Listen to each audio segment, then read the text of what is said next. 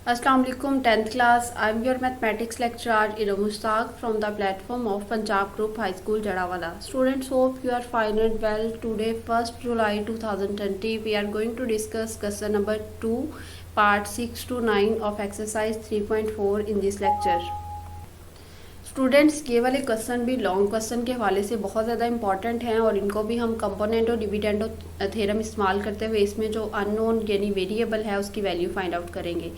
सबसे पहले है हमारे पास यहाँ पे x-2 whole square minus x-4 whole square. बेटे ये जितनी भी टर्म है, चाहे ये कितनी भी बड़ी टर्म है, आपने इस पूरी को फर्स्ट टर्म कंसीडर करना है और डिनोमिनेटर वाली को सारी को सेकंड टर्म कंसीडर करना है। और यहाँ पे आपने सबसे पहले स्केच बना लेना है, एक लाइन ड्रॉ करें यहाँ न्यूमिनेटर के लिए। सबसे पहले जो भी यहाँ पे फर्स्ट टर्म पूरी की पूरी लिखी हुई है उसको एज इट इज़ बगैर किसी साइन के चेंज के लिख के दरमियान में प्लस का साइन लगाएं और डिनोमिनेटर वाली सारी टर्म को एज इट इज़ लिख दें। ब्रैकेट ये जो है स्क्वायर ब्रैकेट लगा दिया क्योंकि अंदर पैरेंथेसिस यानी छोटी ब्रैकेट पहले ही यूज़ हुई है।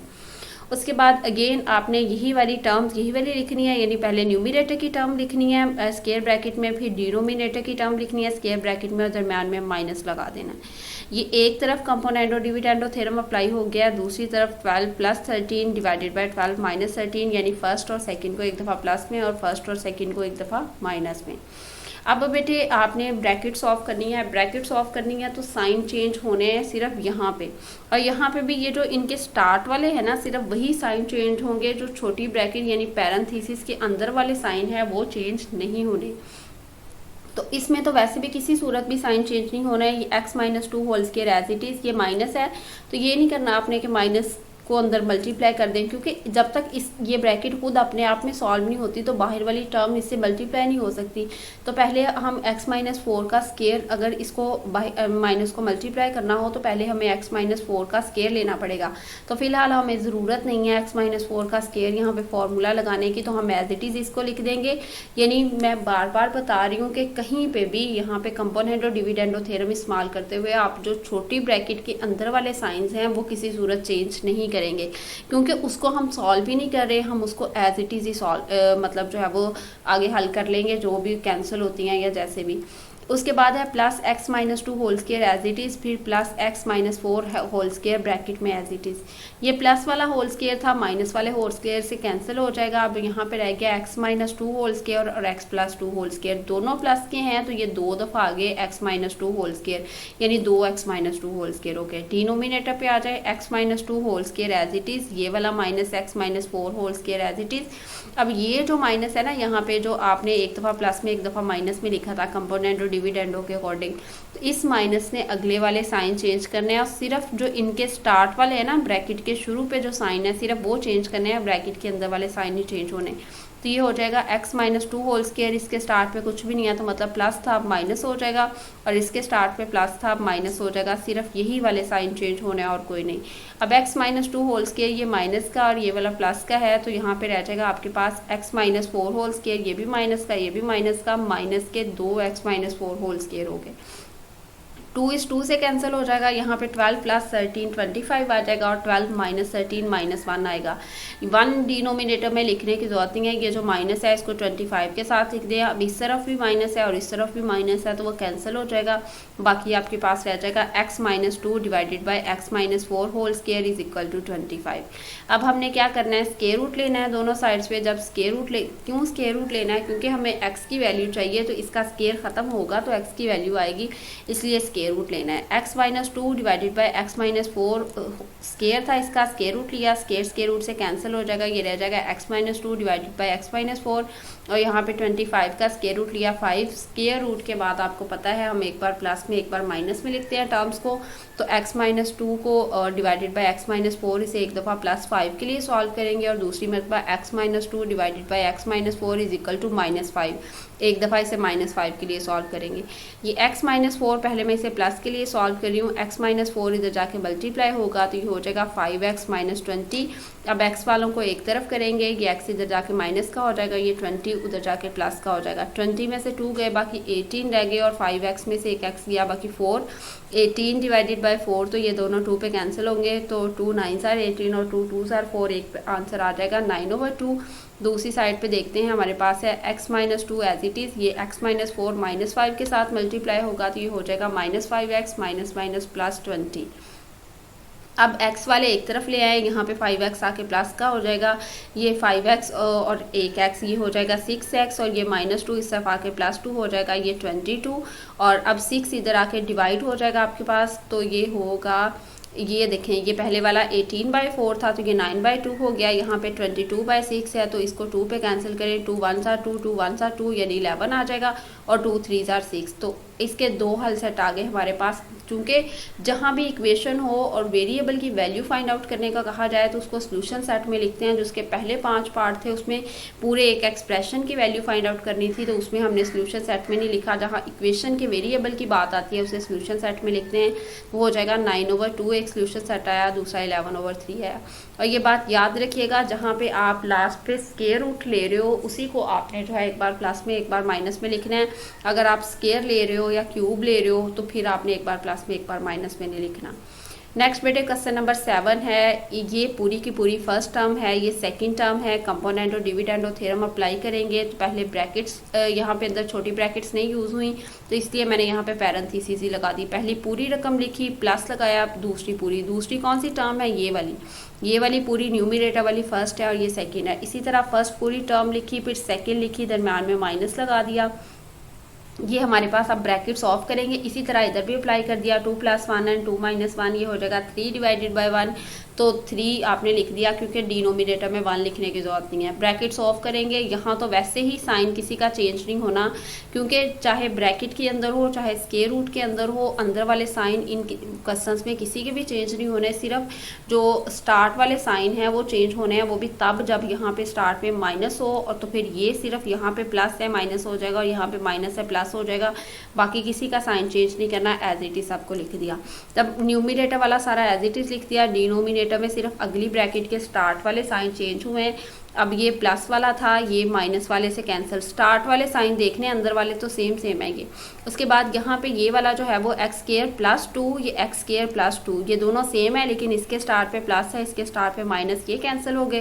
तो अब आपके पास रह गया x² + 2 x² + 2 स्क्वायर रूट, ये 2 मरतबा आ गए तो इसके साथ 2 लिख दिया। इसी तरीके से x² - 2 ये x² - 2 ये दोनों प्लस के हैं, इसके साथ भी 2 आ जाएगा। 2 से कैंसिल हो जाएगा। ये जो दोनों का अलग-अलग स्क्वायर रूट है इसको इकट्ठा स्क्वायर रूट बना दे। अब बेटे स्क्वायर रूट को कैसे ख़त्म किया जा सकता है? स्क्वायर लेने से तो हम लिखेंगे by taking square on both sides या taking square of both sides. जब इस साइड का ये दोनों का अलग-अलग स्क्वायर रूट था, इकट्ठा स्क्वायर रूट लिख दिया, और बाहर जब इसका स्क्वायर लिया तो स्क्वायर रूट से कैंसिल हो गया, और यहाँ पे स्क्वायर 3 था सिर्फ, उसका स्क्वायर लिया तो 9 आ गया। अब यहाँ पे रह गया x² + 2 और यहाँ पे है x² - 2। ये x² + 2 जो है वो x² - 2 इधर डिवाइड हो रहा है, उधर जाके मल्टीप्लाई होगा 9 के साथ, तो ये हो जाएगा 9x² - 18। अब आपने क्या करना है, x² वाली टर्म्स को एक तरफ लिखना है और कांस्टेंट टर्म्स को एक तरफ लिखना है। तो ये 9x² है, ये वाला x² बेटे इधर आके माइनस होगा तो 9x² में से एक x² जाएगा, बाकी रह जाएगा 8x², यानी ग्रेटर वैल्यू का साइन आ जाएगा। और यहाँ पे 18 वो जो उधर वाला माइनस था इधर आके प्लस हुआ तो 18 + 2 ये हो गया 20। अब आपके पास आ गया जी 20 = 8x²। ये 8 इधर मल्टीप्लाई हो रहा है x² के साथ, इधर आके डिवाइड हो जाएगा 20/8। तो ये दोनों जो है वो इसको हम 4 पे कैंसिल कर सकते हैं। 4 2 = 8 एंड 4 5 = 20। x² की वैल्यू आ गई 5/2। हमें सिर्फ x की वैल्यू चाहिए तो हमने क्या करना है, इसका स्क्वायर रूट ले लेना है। स्क्वायर रूट लेते हैं तो आपको पता है हम प्लस माइनस में आंसर लिखते हैं। Plus minus x = plus minus, चूँकि 5 का भी स्क्वायर रूट नहीं आता यानी डेसिमल पॉइंट में आंसर आता है तो फिर डेसिमल पॉइंट में तो हमने नहीं लिखना, और 2 का भी इसी तरीके से डेसिमल पॉइंट में आता है तो हमने नहीं लिखना। और लास्ट पे इसको सोल्यूशन सेट में जब लिखना है, आप दोनों का अलग-अलग भी स्क्वायर रूट लिख सकते हैं या इकट्ठा भी लिख सकते हैं। तो इसका एक ही सोल्यूशन सेट आया है +- 5/2। अब बात ये है कि लास्ट पे जो हमारे पास जो हमने इससे पिछले वाला क्वेश्चन सॉल्व किया था उसमें तो लास्ट में जब प्लस माइनस आ गया था तो हमने उसको पूरा सॉल्व किया था। उसकी रीज़न ये है कि स्क्वायर रूट लेने के बाद हम सॉल्व क्यों करते हैं। एक बार प्लस के लिए एक बार माइनस के लिए। जब तक सॉल्व करते हैं जब तक एक तरफ हमारे पास सिर्फ वेरिएबल मौजूद नहीं होता, उसमें एक तरफ सिर्फ वेरिएबल नहीं था बल्कि वेरिएबल के साथ और भी टर्म्स मौजूद थी, इसलिए उसे सॉल्व किया। जब वेरिएबल की वैल्यू आ गई तो उसे हमने सोल्यूशन सेट में लिखी। इसमें जब हम स्क्वायर रूट ले लेते हैं तो तभी हमारे पास जो है वो वेरिएबल की वैल्यू आ जाती है, तो इस वजह से हम इसको मज़ीद सॉल्व नहीं करते बल्कि जो वैल्यू आती है वो सोल्यूशन सेट में लिख देते हैं। नेक्स्ट बेटे हमारे पास है x square plus 8p square, उसका स्क्वायर रूट है, minus x square minus p, उसका भी स्क्वायर रूट है, और उसके बाद फिर डिनोमिनेटर वाली सारी टर्म है। ये जो भी आपके पास फर्स्ट टर्म है ये पूरी की पूरी, और ये सेकंड टर्म है, तो ब्रैकेट्स लगाएं। पहली ब्रैकेट लगा के स्केच पहले देख लें, यहाँ पे फर्स्ट टर्म आएगी, प्लस आएगा यहाँ पे second term, first term numerator वाली और सेकंड टर्म डिनोमिनेटर वाली। फिर अगेन फर्स्ट टर्म ही आएगी, कोई साइन का चेंज नहीं आएगा उसमें, सेकंड टर्म आएगी और दरम्यान में माइनस, यानी एक बार प्लस एक बार माइनस। सेम यही स्केच दूसरी तरफ भी, ये 1 + 3 है तो और यहाँ पे आ जाएगा 1 - 3, यानी फर्स्ट और सेकंड को एक बार प्लस में एक बार माइनस में। अब बेटे ब्रैकेट्स ऑफ करनी है, तो ये ब्रैकेट्स ऑफ होंगी तो इस ब्रैकेट के स्टार्ट पे कोई साइन नहीं है, यानी प्लस का है तो इसमें कोई चेंज नहीं आएगा, ये एज इट इज़ आ जाएगी। अच्छा, यही बात फिर रिपीट कर रही हूँ कि ये जो माइनस है इस माइनस को आपने अंदर साइन चेंज नहीं करने। उसकी रीज़न ये है कि जब तक इसका स्क्वायर रूट नहीं लिया जाता, बाहर वाला कोई भी साइन इस स्क्वायर रूट के अंदर वाले किसी भी साइन को चेंज नहीं कर सकता। उसके बाद नेक्स्ट आ जाता है हमारे पास, यहाँ भी प्लस है तो यहाँ भी कोई साइन चेंज नहीं होगा, ये एज इट इज़ आ जाएगा। यहाँ भी प्लस है तो कोई साइन चेंज नहीं होगा, ये वाले पहले वाले दोनों भी एज इट इज़ आ जाएंगे। यहाँ पे है माइनस, ये माइनस जो है वो ओवरऑल इस पूरी ब्रैकेट के साथ है, तो यहाँ पे इस वाले ये जो आपके पास एक टर्म है इसके स्टार्ट पे प्लस है, इस माइनस की वजह से उसके स्टार्ट पे माइनस आ जाएगा, और यहाँ पे ये जो स्टार्ट वाला प्लस है इस माइनस की वजह से ये चेंज हो जाएगा। अंदर वाले स्क्वायर रूट के अंदर हों, क्यूब रूट के अंदर हो या स्क्वायर के अंदर हो, वो साइन आपने इन वाले क्वेश्चंस में चेंज नहीं करने। उसकी रीज़न यही है कि जब तक वो टर्म्स खुद अपनी ब्रैकेट्स में सॉल्व नहीं होती तब तक हम बाहर वाला कोई भी जो है वो ऑपरेशन उस पर अप्लाई नहीं कर सकते। अब देखें ये x square minus p square square root है, इसके ऊपर प्लस का साइन है, और यहाँ पे x square minus p square, यहाँ इसके साथ स्टार्ट पे माइनस का साइन है, ये कैंसिल हो जाएंगे दोनों। और ये वाला x square plus 8p square square root, ये एक टर्म और ये सेम उसके जैसी दूसरी टर्म है, तो मैंने इन दोनों को इकट्ठा करके लिख दिया। स्क्वायर हम इनका तब बनाते हैं, यानी होल स्क्वायर तब बनाते हैं जब ये मल्टीप्लाई हो रहे हो। तो अब ये हम जो है वो प्लस माइनस कर रहे हैं, तो यहाँ पे आपके पास ये एक मरतबा है, ये एक मरतबा, तो ये 2 मरतबा हो गए x square plus 8p square. Denominator पे आ जाएंगे x square plus 8p square, इसके स्टार्ट पे कोई साइन नहीं है मतलब प्लस का है, और इसके स्टार्ट पे जो है वो माइनस है, तो ये कैंसिल हो जाएंगे। सेम टर्म्स हों और उनके साइन चेंज हों तो वो प्लस माइनस आपस में कैंसिल हो जाते हैं। उसके बाद यहाँ भी x square minus p square है, और यहाँ भी x square minus p square है, इसके स्टार्ट पे भी माइनस है, इसके स्टार्ट पे भी माइनस है, मतलब ये माइनस के 2 जो है वो x square minus p square square root हो गए। अब ये 2 इस 2 से कैंसिल हो गया, ये माइनस कहाँ गया इसको देखते हैं। 1 + 3 = 4, 1 - 3 = -2, 2 2s are 4, तो 2 रह गया यहाँ पे, साथ में ये वाला जो माइनस था ये इसके साथ मिल गया, तो ये माइनस ने उसका साइन चेंज कर देना है, इस वजह से ये हो जाएगा x square plus 8p square. ये वाला माइनस इस माइनस से कैंसिल हो गया, ये दोनों टर्म्स का अलग-अलग स्क्वायर रूट है, मैंने इकट्ठा स्क्वायर रूट लगा दिया = 2। उसके बाद बेटे इस स्क्वायर रूट को ख़त्म करने के लिए हम क्या करेंगे, स्क्वायर लेंगे, taking square of both sides, दोनों साइड्स का जब हमने स्क्वायर लेना है तो इस साइड का स्क्वायर स्क्वायर रूट से कैंसिल हो जाएगा, और यहाँ पे 2 का स्क्वायर आ जाएगा 4। यहाँ पे रह गया x square plus 8p square divided by x square minus p square. ये वाला जो है x square minus p square denominator वाला 4 के साथ मल्टीप्लाई होगा, तो ये हो जाएगा 4x square minus 4p square. अब आपको वैल्यू चाहिए x की, तो आपने x वाली टर्म्स को एक तरफ कर लेना और p वाली को एक तरफ कर लेना है। ये 4p स्क्वायर इधर आके प्लस का हो जाएगा, और ये x स्क्वायर इधर आके माइनस का। 4x स्क्वायर में से एक x स्क्वायर जाएगा, बाकी रह जाएगा 3x स्क्वायर, और यहाँ पे 8p square plus 4p square which is equal to 12p square. ये वाला 3 बेटे आपके पास इधर मल्टीप्लाई हो रहा है, तो 12p स्क्वायर के साथ जाकर डिवाइड हो जाएगा, तो ये हो जाएगा 4p स्क्वायर। अब आपको वैल्यू सिर्फ x की चाहिए, और यहाँ पे आपके पास है x स्क्वायर, तो स्क्वायर रूट लेंगे, स्क्वायर रूट लेंगे तो आपके पास जो है वो स्क्वायर स्क्वायर रूट से कैंसिल हो जाएगा, x रह जाएगा सिर्फ, और यहाँ पे जब आप स्क्वायर रूट लेंगे तो प्लस 4 का स्क्वायर रूट आ जाएगा 2, p का स्क्वायर स्क्वायर रूट से कैंसिल हो जाएगा, और स्क्वायर रूट के बाद आपने प्लस माइनस में लिखना है। ये वेरिएबल की वैल्यू आ गई है, इसको सोल्यूशन सेट में लिख देना है +- 2p। नेक्स्ट आज की एक्सरसाइज का लास्ट क्वेश्चन है। इसमें जो है वो हमने जो टर्म्स हैं कंपोनेंडो डिविडेंडो थ्योरम अप्लाई करेंगे। 9 वाला पार्ट क्वेश्चन नंबर 2 का, ये सारी की सारी फर्स्ट टर्म, ये सारी की सारी सेकंड टर्म। स्केच बनाते हैं। सबसे पहले यहाँ एक ब्रैकेट लगाएंगे, उसमें ये जहन में रखें पहली रकम लिखनी है यानी न्यूमिनेटर वाली, और यहाँ डिनोमिनेटर वाली लिखनी है, दरम्यान में प्लस। फिर अगेन न्यूमिनेटर वाली यानी ऊपर वाली रकम लिखनी है, फिर नीचे वाली लिखनी है, दरम्यान में माइनस। यानी ये बात जहन में रखें कि फर्स्ट और सेकंड, सिर्फ यहाँ पे प्लस और माइनस का फ़र्क आना है, बाकी ये सारा सेम है। और यहाँ पे है 13 डिवाइडेड बाय 14, तो 13 प्लस 14, और यहाँ पे 13 माइनस 14। नेक्स्ट है बेटे आपके पास ब्रैकेट्स ऑफ करनी होती हैं आपने, तो ये x प्लस 5 होल क्यूब, यहाँ भी क्यूब है बेशक, या स्क्वायर रूट है या कुछ भी है, जो बाहर वाले माइनस है उसने इस छोटी ब्रैकेट यानी पैरेंथेसिस के अंदर जो टर्म्स हैं उनके साइन चेंज नहीं करने। तो ये आपके पास हो जाएगा x plus 5 whole cube minus x minus 3 whole cube plus x plus 5 whole cube. यहाँ इस ब्रैकेट के स्टार्ट पे भी प्लस है, इसका साइन चेंज नहीं होना, इस ब्रैकेट के स्टार्ट पे भी प्लस है, इसका भी साइन चेंज नहीं होना।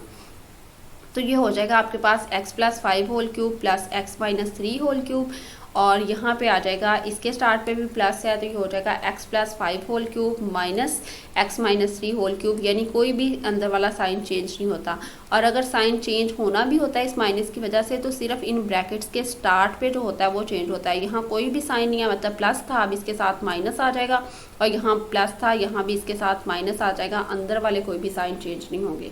ये x माइनस 3 होल क्यूब, ये x minus 3 whole cube same है, इसके स्टार्ट पे प्लस है, इसके साथ पे माइनस, तो ये कैंसिल हो जाएंगे, और बाकी आपके पास रह जाएगा x प्लस 5 होल क्यूब, ये भी x प्लस 5 होल क्यूब, तो ये 2 into x plus 5 whole cube हो गए।